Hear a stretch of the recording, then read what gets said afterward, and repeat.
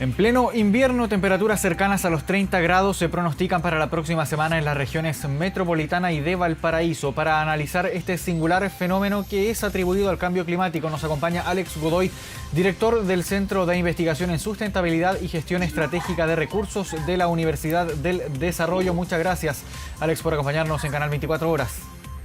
Muchas gracias a ustedes y un gusto estar aquí presente. Igualmente. Alex, ¿cuál es la relación que hay entre este fenómeno que estamos viviendo? De hecho, estaba leyendo que julio ha sido el mes de julio, valga la redundancia, más caluroso desde que se tenga registro. ¿Cuánta relación tiene este fenómeno con el cambio climático?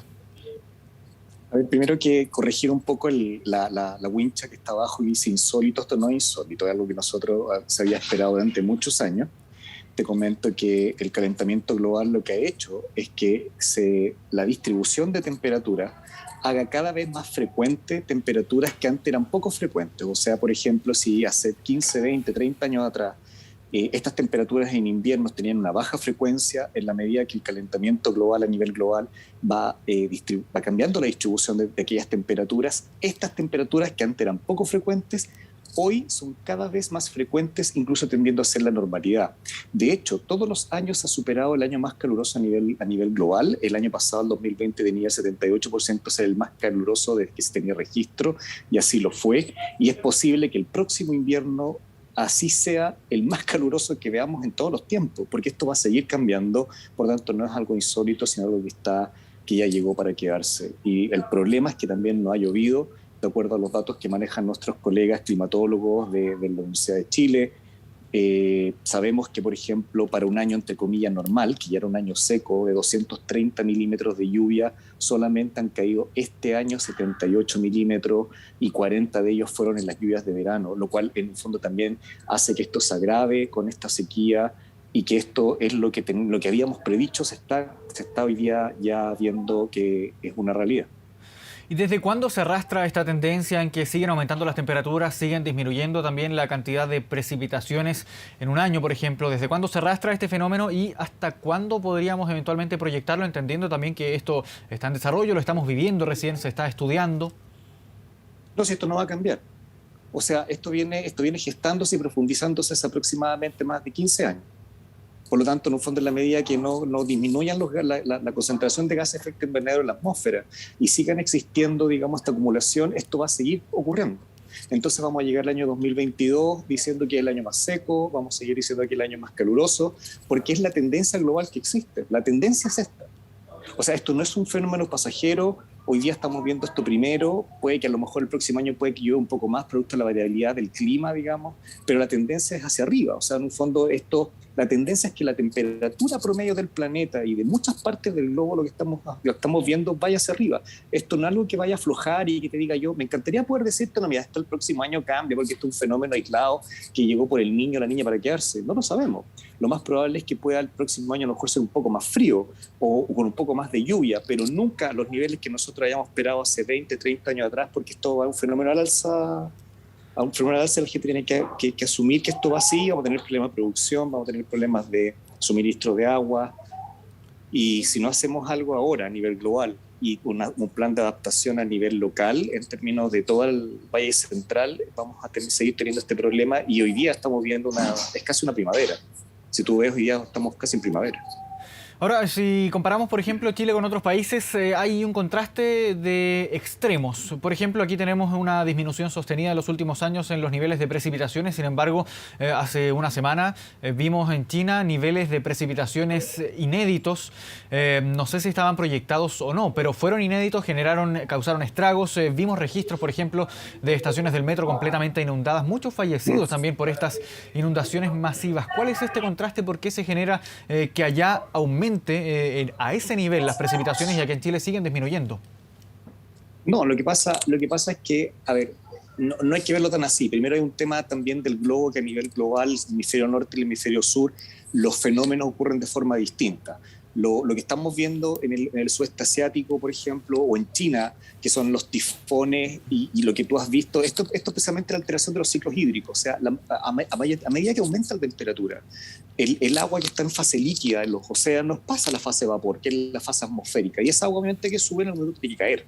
Y como es se concentra esta energía a nivel de la atmósfera, cuando en fondo cae de lluvia, caen lluvias torrenciales y extremas. Te recuerdo que los 40 milímetros que cayeron en enero este año cayeron 40 milímetros, fueron lluvias extremas. Y no fueron en invierno, fueron precisamente en verano. Y estas frecuencias de fenómenos anómalos, que antes eran muy poco frecuentes, hoy día son algo que es recurrente, que tú lo pudiste ver en las heladas hace como 3 o 4 semanas en Vancouver, como lo puedes ver en los tifones en el sudeste asiático o las olas de calor extremas que tenemos en Berlín en pleno verano, que superaron todo lo que se había pronosticado porque no se había tenido un fenómeno estocástico como el que hayamos visto. Por lo tanto, en un fondo, esto no es que no tenga una explicación, son fenómenos que se sabía que iban a ocurrir, sabía que iban a aumentar su recurrencia y simplemente hoy día lo estamos viendo, lo estamos documentando y es altamente probable que esto vuelva a ocurrir con lluvias muy intensas en pocos periodos de tiempo, incluso granizo, y después en un fondo el clima vuelve a la normalidad. Y esto que era como raro,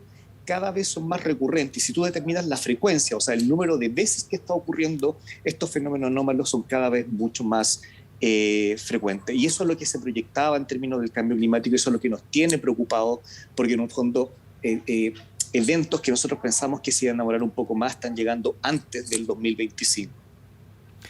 Ahora, si es que miramos las distintas estaciones del año, estábamos acostumbrados en invierno a frío, lluvias, en verano a calor, a clima seco, sin tanta precipitación. Y esto lo pregunto desde la ignorancia que tengo aquí del periodismo, que no tengo la formación que tienes tú, Alex, pero no sé si podemos esperar que se inviertan las estaciones del año, que empecemos a experimentar mucha lluvia en los veranos, mucho calor en los inviernos. No sé si es posible un fenómeno así, pero al parecer la tendencia indica que estaríamos transitando hacia algo en ese sentido.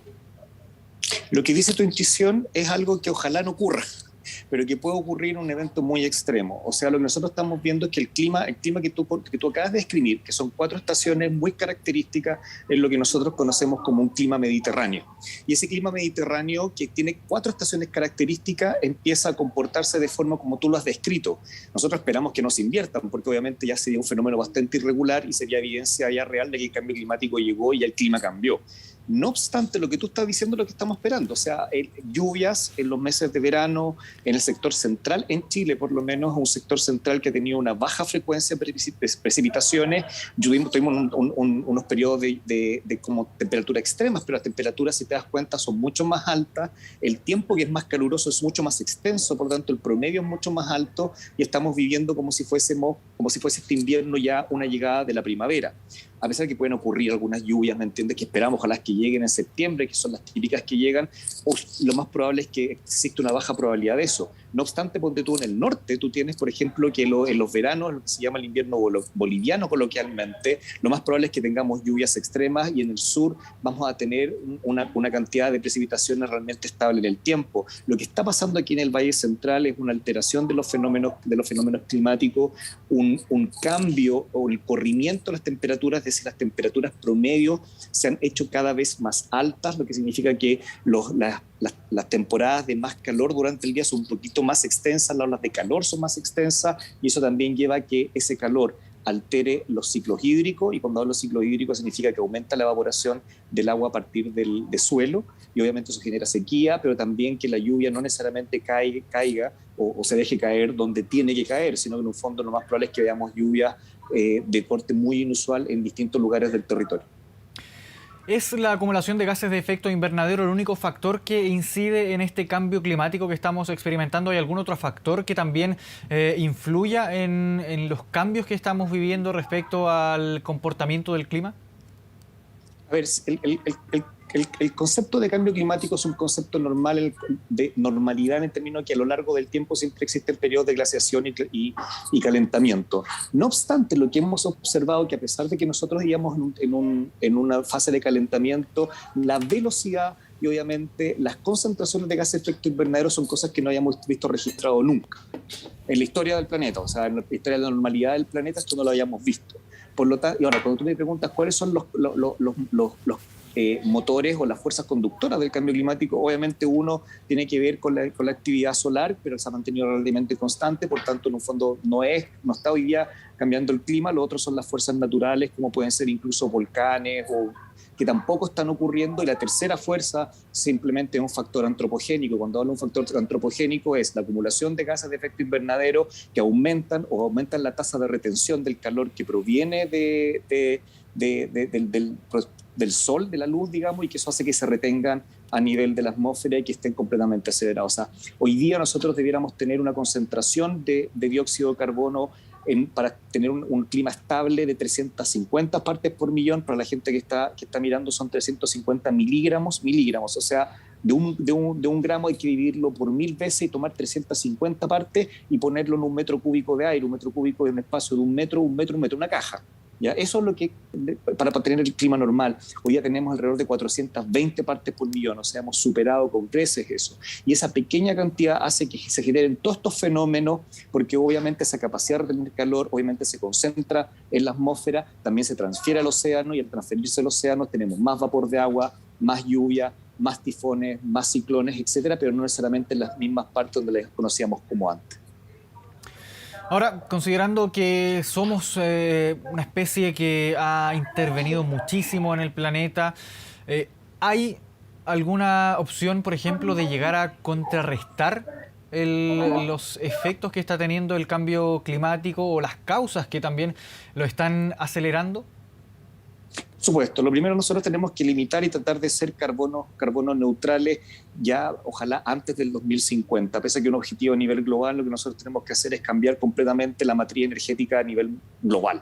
O sea, en un fondo estamos hablando salir de los combustibles fósiles. Cuando me refiero a eso, no es solamente carbón, me refiero a diésel, me refiero también a lo que es la benzina, lo que es gas natural y otros que son energéticos que la gente combustiona para calefacción o que combustiona incluso los aire acondicionados.